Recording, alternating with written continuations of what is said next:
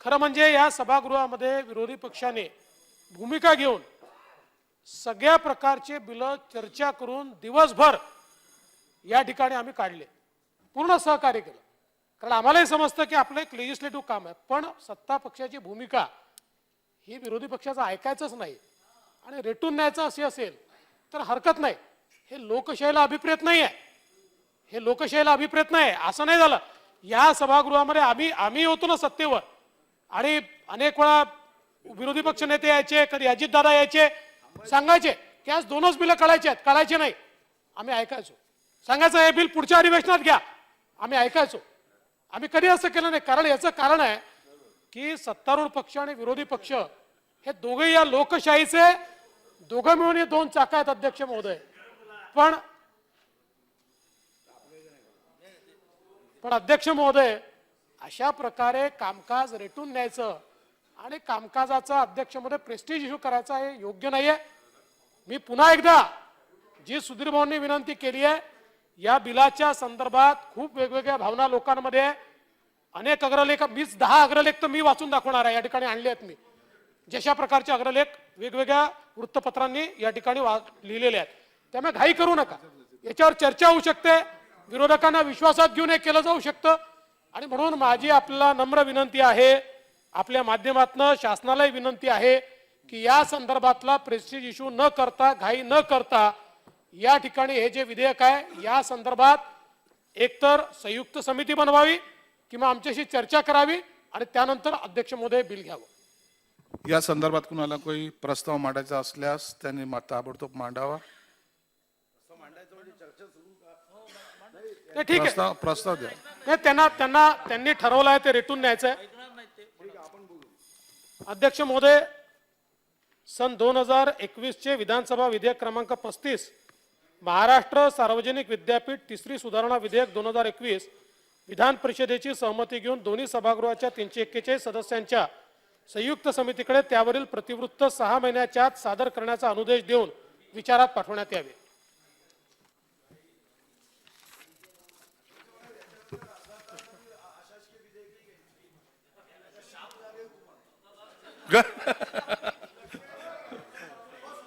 कोणता आहे हा? काय प्रस्ताव असा आहे की सन 2021 चे विधानसभा विधेयक क्रमांक 35 महाराष्ट्र सार्वजनिक विद्यापीठ तिसरी सुधारणा विधेयक 2021 विधान परिषद सहमती घेऊन दोन्ही सभागृहाच्या 243 सदस्याच्या 343 सदस्याच्या संयुक्त समितीकडे त्यावरील प्रतिवृत्त 6 महिन्याच्या आत सादर करण्याचा अनुदेश देऊन विचारार्थ पाठवण्यात यावे. प्रस्ताव असा आहे की पुढचा प्रस्ताव. अध्यक्ष महाराज, विधेयक संयुक्त समितीकडे पाठविण्याच्या संदर्भातला प्रस्ताव हा अध्यक्ष महाराज प्रतिवृत्त 6 महिन्याच्या आत सादर करण्याचा अनुदेश देऊन विचारार्थ पाठविण्यात यावे. फक्त विनंती एवढीच आहे, प्रस्ताव मी मांडला आहे, माझं भाषण देवेंद्रजीच्या नंतर, देवेंद्रजींना 1-2-3 तास बोलायचं, मग 4-5 तास मी बोलतो. प्रस्ताव असा आहे की सन 2021 चे विधानसभा विधेयक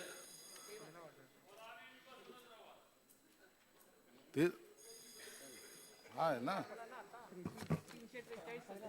पहिला तर झाला, दुसरा ना हा झाला, हा वाचला, हा वाचावा लागेल ना.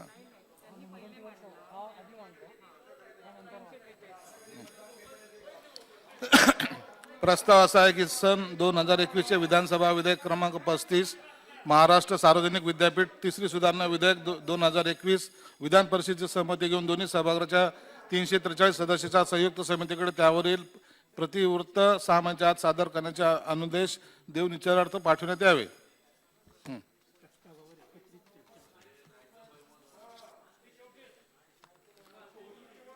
प्रस्तावावर एकत्रित चर्चा सुरू करावी.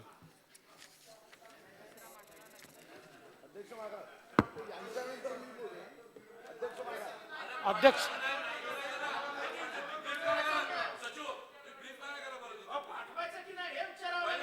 अहो साहेब, आधी चर्चा होते आणि त्याच्यानंतर आमचा प्रस्ताव मतदानाला जातो. आम्ही प्रस्ताव मांडल्यानंतर त्या प्रस्तावावर आम्ही चर्चा करतो आणि त्याच्यानंतर ते मतदानाला जातो.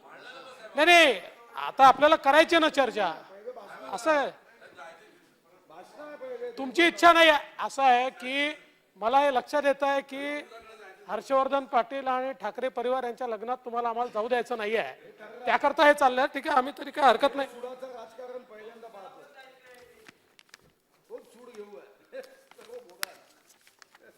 अध्यक्ष महोदय,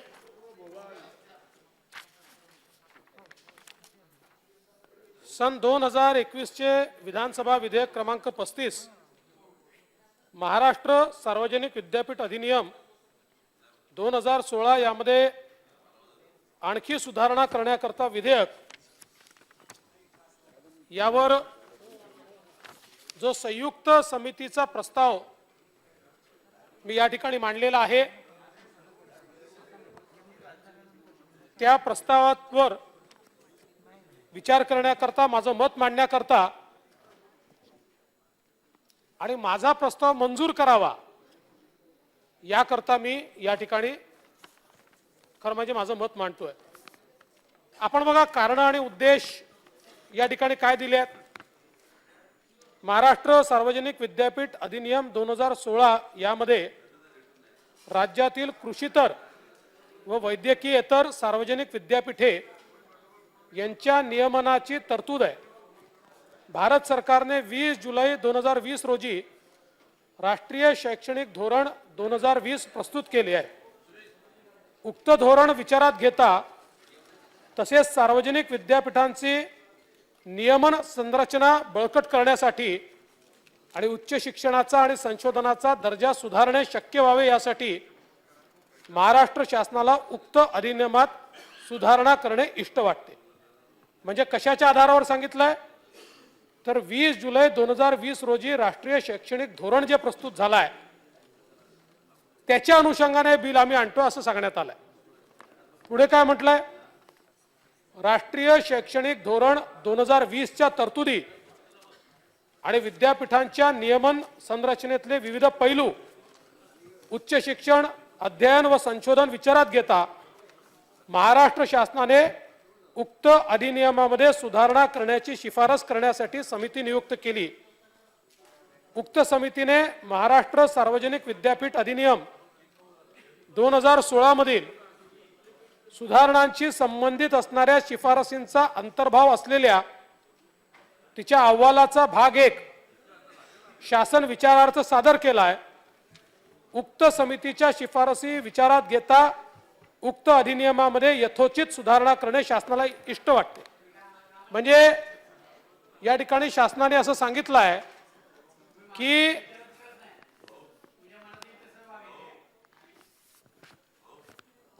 ते चिडले काहीतरी, आमच्यावर नाही चिडले ना, अच्छा तिकडे चालले, चिडले तर म्हटलं आमच्यावर चिडले का काय.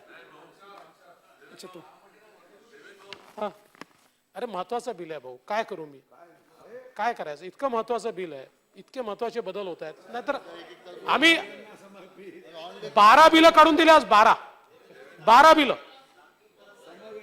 बिलं काढून दिले. पण ते शेवटी एखाद्या विषयाचा प्रेस्टिज इश्यूज करायचं ठरवलं असेल, काय करायचं, काय त्याला पर्याय थोडी आहे काय.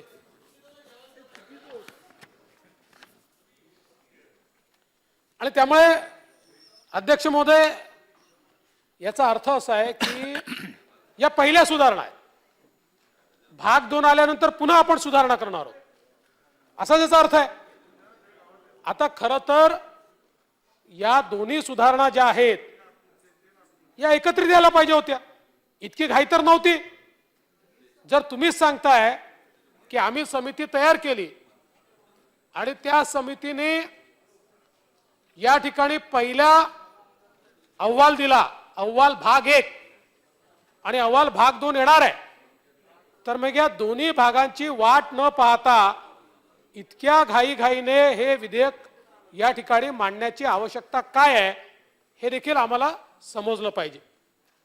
अध्यक्ष महोदय, या उद्देश व कारणामध्ये जे काही ठळक वैशिष्ट्य सांगितली आहे त्यात प्रकुलपतीच्या तरतुदी, संचालक मराठी भाषा व साहित्य जतन व प्रचालन या पदाच्या तरतुदी, कुलगुरूंची नियुक्ती करण्याची रीत आणि नामिकेची शिफारस करणाऱ्या समितीची पुनर्रचना याबाबतच्या तरतुदी, मराठी भाषा व साहित्य जतन व प्रचलन मंडळ आणि समान संधी मंडळ घटित करण्याच्या तरतुदी, राज्य शासनाद्वारे अधिसभेवरील व व्यवस्थापन परिषदेवरील सदस्यांचे नामनिर्देशन करण्याची तरतूद व वरील उद्दिष्ट साध्य करणे हा या विधेयकाचा हेतू आहे.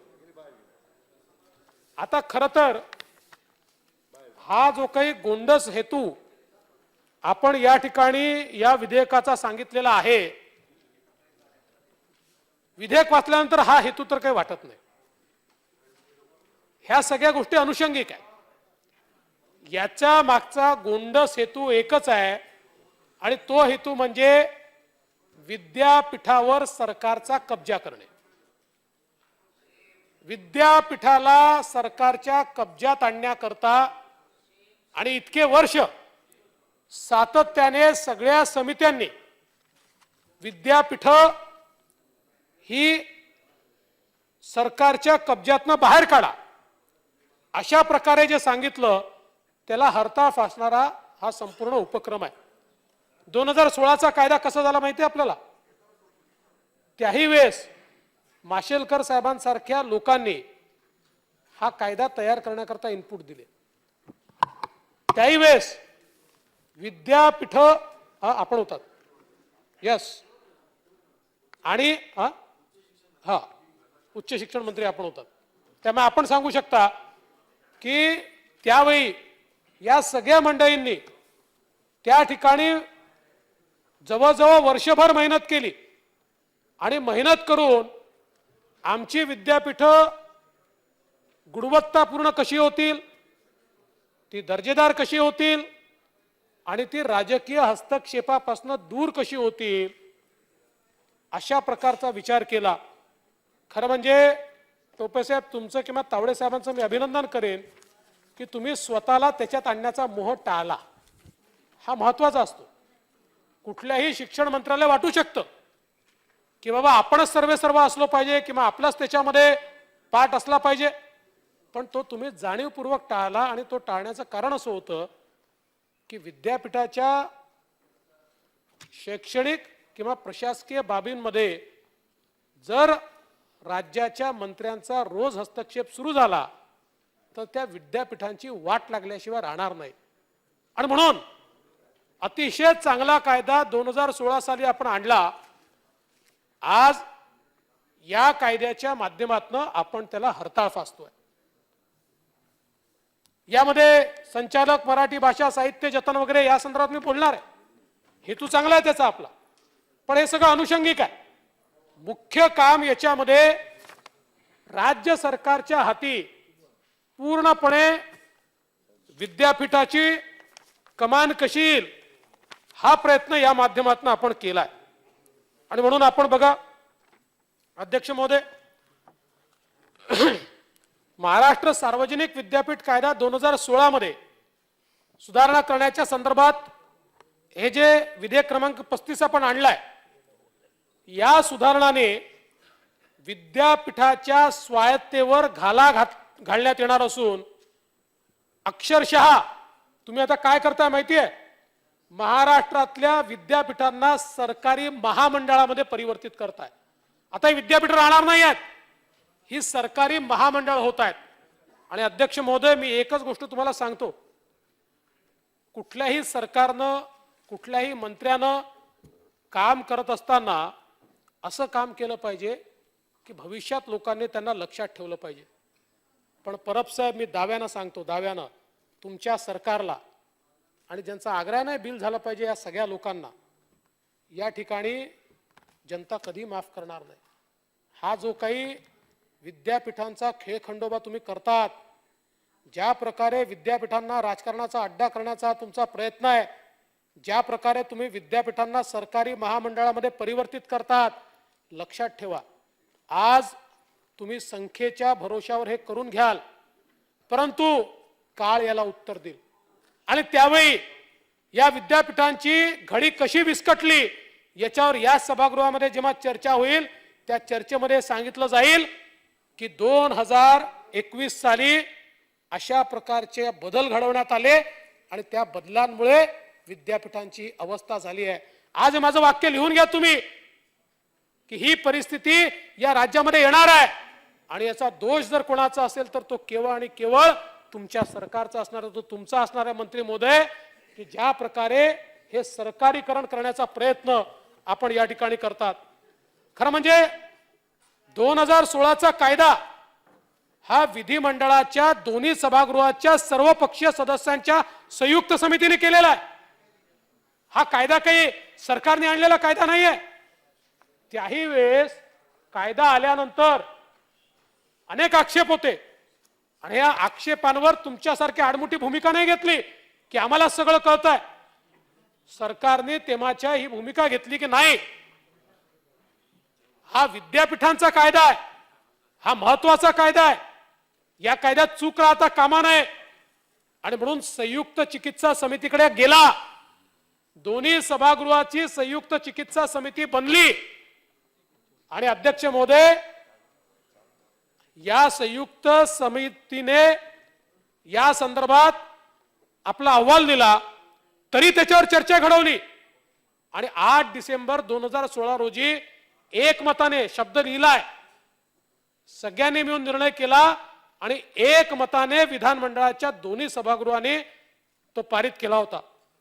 आणि तत्कालीन विरोधी पक्षाच्या नेत्यांनी या कायद्याबद्दल तेव्हाच्या सरकारचं अभिनंदन केलं होतं. आणि एवढंच नाही तर आता बंटी पाटील साहेब इथे दिसत नाही आहेत, मी त्यांचं भाषण पाहिलं. बंटी पाटील साहेबांनी त्या ठिकाणी अभिनंदन केलंय, वरच्या सभागृहात सतीश चव्हाण यांनी अभिनंदन केलेलं आहे. अनेक जे सदस्य आहेत यांनी त्यावेळी एक मॉडेल कायदा झाला अशा प्रकारचं अभिनंदन केलं आणि सगळ्या चर्चेमध्ये एकाच गोष्टीवरचं अभिनंदन सातत्याने झालं की राजकीय हस्तक्षेपापासून आपण विद्यापीठाला दूर केलाय. पण आता परिस्थिती काय, पुन्हा एकदा तुम्ही अशा प्रकारचं विधेयक आणता, शेवटच्या दिवशी शेवटचं विधेयक ते ठेवता, रेटून नेण्याकरता संख्या जमा करता आणि सभागृहाचा आणि विरोधी पक्षाचा कुठलाही आदर न ठेवता हे विधेयक रेटून नेण्याचा प्रयत्न करता. हे लोकशाहीमध्ये चुकीचं आहे.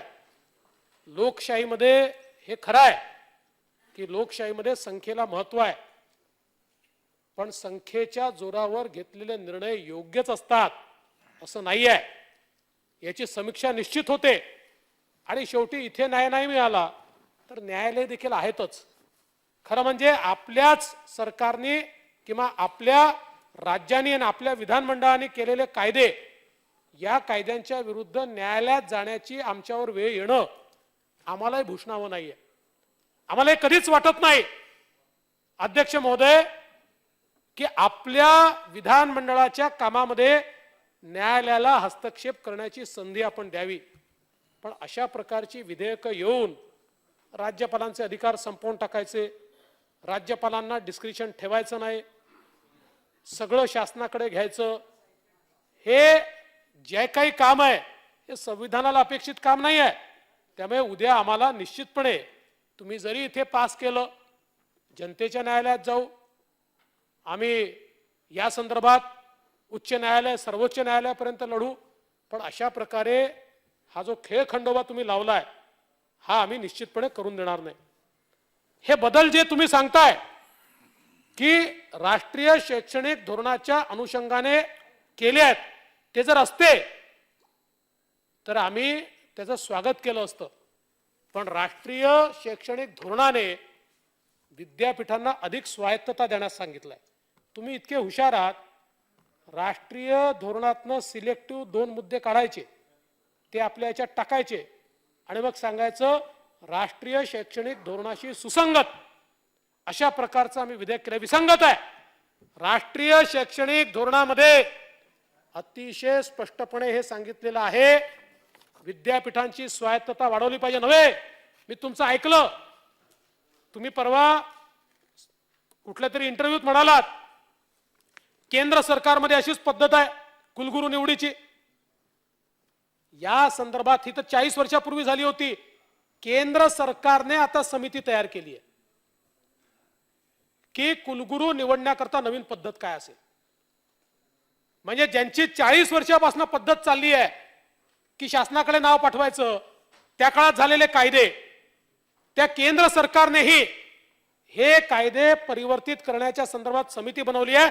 कारण नवीन शैक्षणिक धोरणामध्ये अशा प्रकारचा हस्तक्षेप चालतच नाही आणि तो हस्तक्षेप नवीन शैक्षणिक धोरणाच्या नावानं आपण करायचा आणि सिलेक्टिव्ह जे आपल्या सोयीचं आहे तेवढंच बोलायचं, सोयीचंच केवळ उचलायचं, अशा प्रकारचा हा जो काही काम या ठिकाणी चाललाय हे अतिशय चुकीचं आहे. आता खरं म्हणजे उच्च व तंत्र शिक्षण मंत्र्यांना प्रकुलपती नेमण्याचा निर्णय हा कशा करता सोस.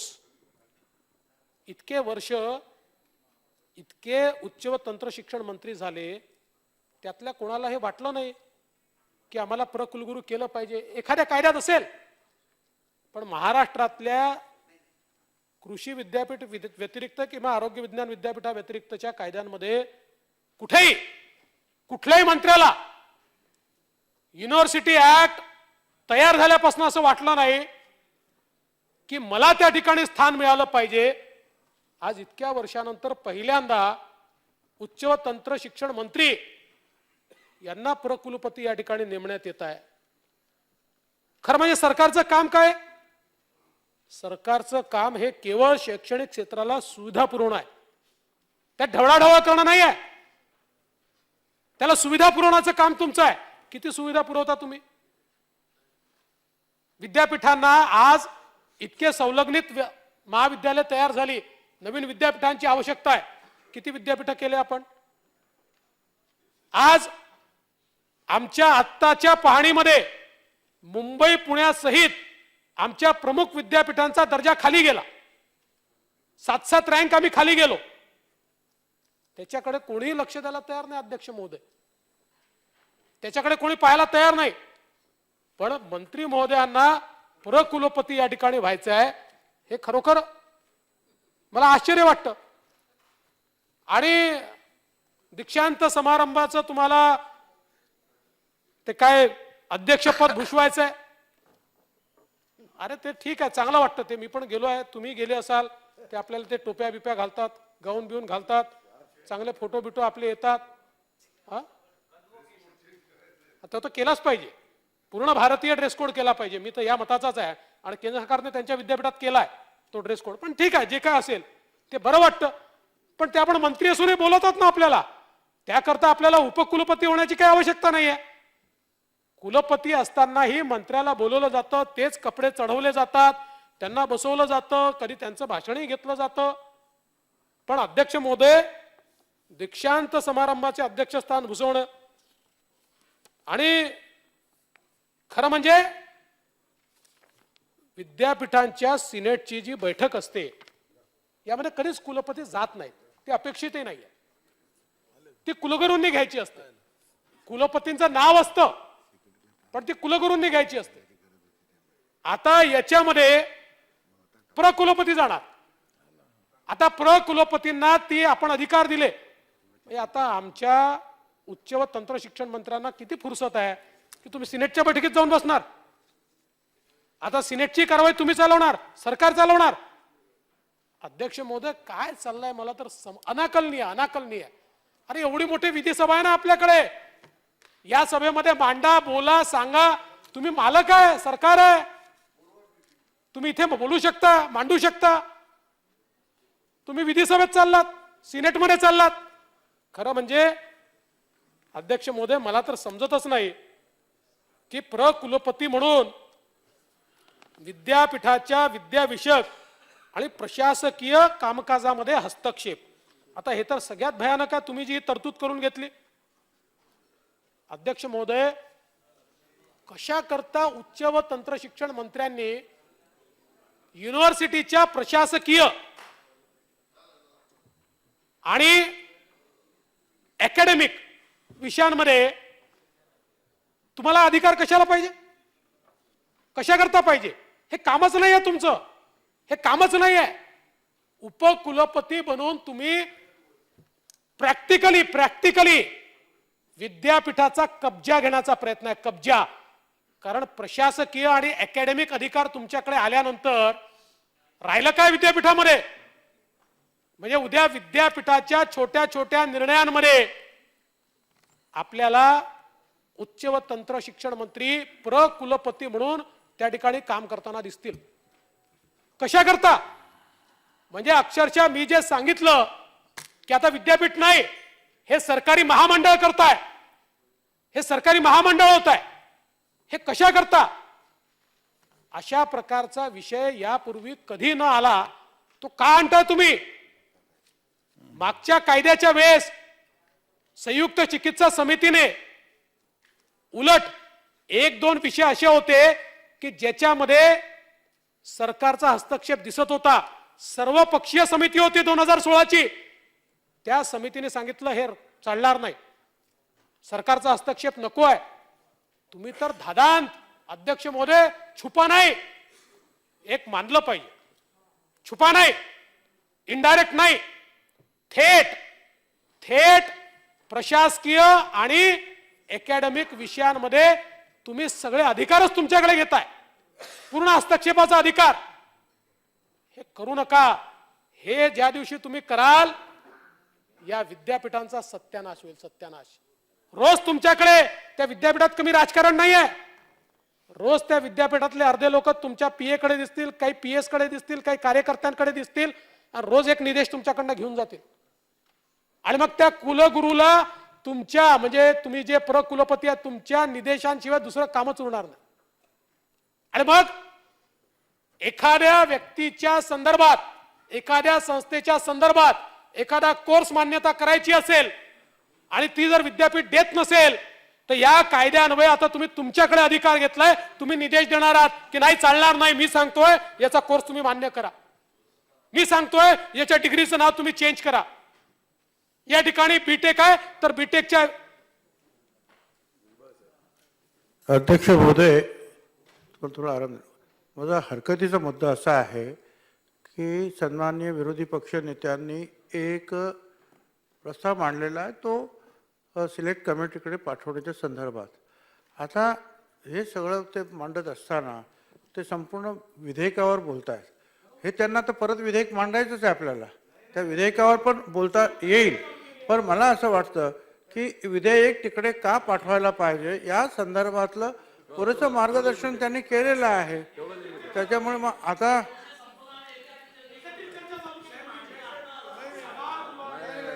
नाही असं कसं एकत्रित होईल, एकत्रित कशी चर्चा होईल? अगोदर तुमचा जो आहे सिलेक्ट कमिटीवर जे आहे हा पाठवायचा की नाही हा प्रस्ताव आहे. आता हा प्रस्ताव पाठवायचा की नाही याच्यावर मतदान होईल आणि त्याच्यानंतर समजा नाही पाठवायचं म्हटला तरी मग साधं सरळ विधेयक येईल. त्या विधेयकावर पण तुम्हाला चर्चा करता येईल ना.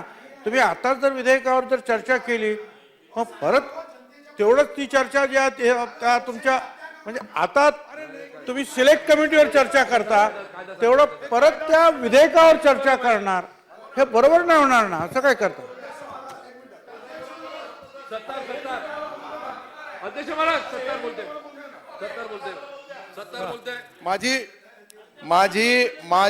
माझी ऐका ना दादासाहेब, ऐका ना दादासाहेब, ऐका. नाही हे पुस्तक बरोबर आहे, आपलंच आहे आणि त्याच्यामधलंच मी जो काही 38(1) प्रमाणे प्रस्ताव मांडण्यात आल्यानंतर कोणत्या वेळी सदस्याला हा चर्चा प्रश्न आत मतास टाकावं असा प्रस्ताव मांडता येईल. आणि अध्यक्ष ऐका तर खरी, ऐका अध्यक्ष, अरे विधेयक बी असला तर या दोघांनी जो प्रस्ताव मांडला की हे महाराष्ट्र विधानसभेच्या नियमामधील 38(1) प्रमाणे हे जे मी बोलू लागलो हे नियमानेच बोलू लागलो, हे चांगलं असेल का वाईट असेल ते तपासतील आणि बोलतील. याला मतास टाकण्यासाठी याला हो किंवा नाही म्हणलं तर मग पुढील चर्चा तुमच्या दोघांच्या ऐकून घेतल्या, सन्माननीय विरोधी पक्ष नेत्याचे आणि सुधीर भाऊचे आम्ही ऐकलेले आहे. मग त्याच्यानंतर हे तिकडे संयुक्त कमिटीकडे पाठवायचं का नाही याच्यावर बी मतदान घ्यावं लागेल ना. जोपर्यंत याच्यावर मतदान, अध्यक्ष महोदय याच्यावर मतदान घ्या आणि याच्यावर हो बोलतील किंवा नाही बोलतील, कधी नाहीचे बहुमत असले तर पुढे चर्चा संपवावी लागेल. आणि होचे बहुमत असले सर्व सभागृहामध्ये मग ती चर्चा पुढे चालेल. याच्याशिवाय साहेब हे जे मी बोलू लागलो हे तुम्ही तपासून घ्या. ओ नेता सॉरी आपले अध्यक्ष महोदय नेताजी अध्यक्ष महोदय 38(1) काय आहे 38(1) काय आहे हे मी जे वाचलं हे खोटं असेल तर मग ते रुलिंग देतील. आणि ऐका ना, अरे ऐका ना दादा ते विरोधी पक्ष नेते त्यावेळेस विखे पाटील होते, आता ते परत विरोधी पक्षामध्ये बसलेले आणि मी सत्ताधारी मध्ये आलो. फरक इतकंच आहे, परंतु मला बसवलं होतं आणि विटो म्हणे आणता येतं म्हणे.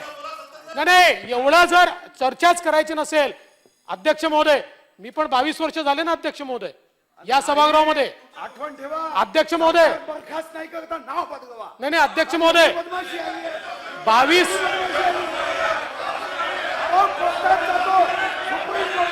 22 वर्ष या सभागृहात मी आहे आणि अध्यक्ष महोदय ते पुकारून टाकतील नार्वेकर. आता श्री देवेंद्र फडणवीस विधानसभा सदस्य यांनी मांडलेला प्रस्ताव मी मतदानास टाकतो. अनुकूल असतील त्यांनी होय म्हणावे, प्रतिकूल असतील त्यांनी नाही म्हणावे. नाहीचा बहुमत प्रस्ताव असंमत झाला.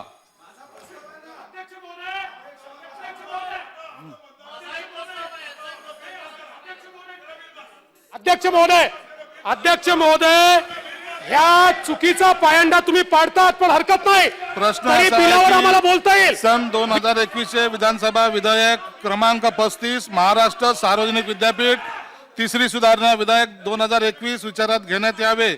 अनुकूल असतील त्यांनी होय म्हणावे, प्रतिकूल असतील त्यांनी नाही म्हणावे. होयचे बहुमत विधेयक विचारात घेण्यात येत आहे. 2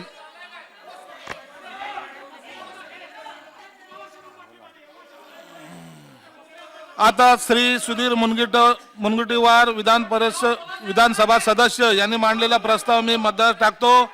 अनुकूल असतील त्यांनी होय म्हणावे, पण प्रतिकूल असेल त्यांनी नाही म्हणावे. नाहीचे बहुमत प्रस्ताव संमत झाला.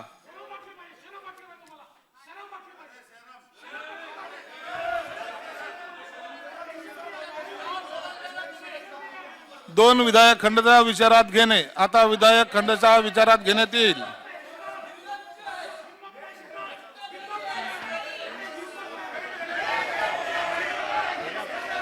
द्या पुढचा जाना.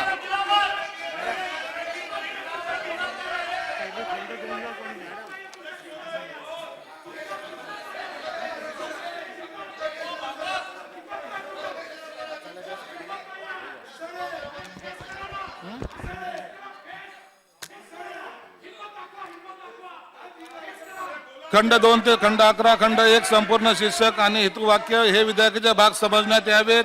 अनुकूल असतील त्यांनी होय म्हणावे, प्रतिकूल असतील त्यांनी नाही म्हणावे. होयचे बहुमत खंड 2 ते 11 खंड 1 संपूर्ण शीर्षक आणि हेतुवाक्य विधेयकाचे भाग झाले. प्रस्ताव असा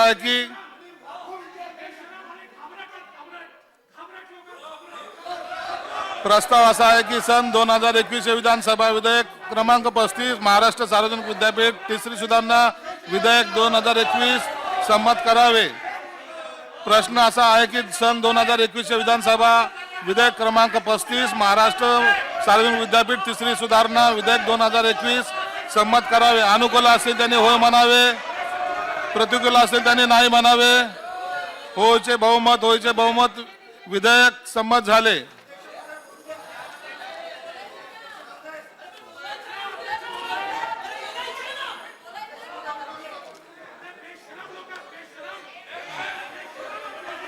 अध्यक्ष महोदय, सन 2021 विधानसभा विधेयक क्रमांक 35 महाराष्ट्र सार्वजनिक विद्यापीठ तिसरी सुधारणा विधेयक 2021 सुधारणा स्वीकृत झाल्यास सुधारल्याप्रमाणे संमत करावे असा मी आपल्या अनुमतीने प्रस्ताव मांडतो.